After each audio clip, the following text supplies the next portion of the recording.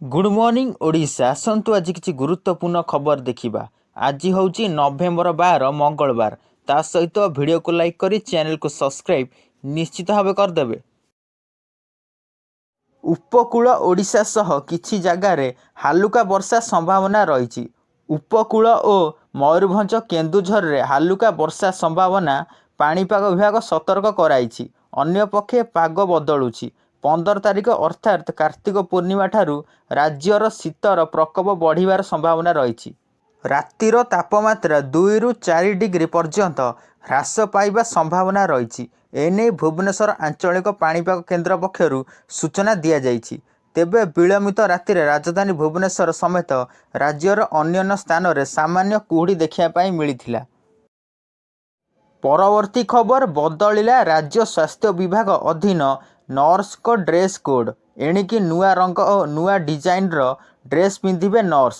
आउ सेथिरे रहिबो संबलपुरी छिट लाभेंडर बा हालुका गोलापी रंगर ड्रेस पिंधिबे नर्स माने उभय गोलापी रंगर पैंट शर्ट पिंधिबे। असिस्टेंट नर्सिंग सुपरिटेंडेंट माने साइन ब्लू अर्थात लाइट नील रंगर ड्रेस पिंधिबे। डेप्यूटी नर्सिंग सुपरिटेंडेंट को धला साड़ी और ड्रेस पिंधिबे। सेतिरे थिबा आफ्रन रो कलर रे संबलपुरी छिट रहिबो।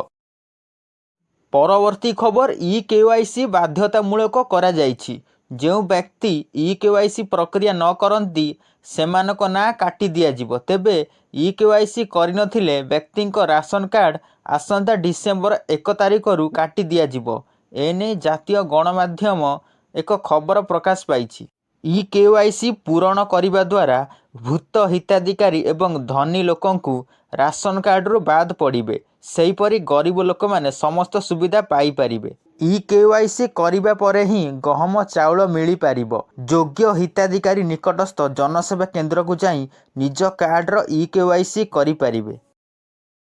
परवर्ती खबर महिला सरकारी कर्मचारी को अतिरिक्त छुट्टी नहीं विज्ञप्ति।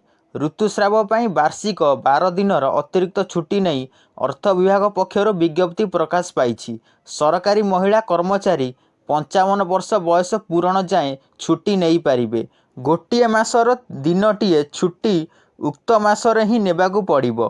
अण उपलब्ध छुट्टी परवर्ती मासकू जाई पारिबो नाही बोली विज्ञप्ति रे कुहा जाइछि। परवर्ती खबर आज श्रीमंदिर रे आरंभ हेबो महाप्रभुक पंचुक नीति।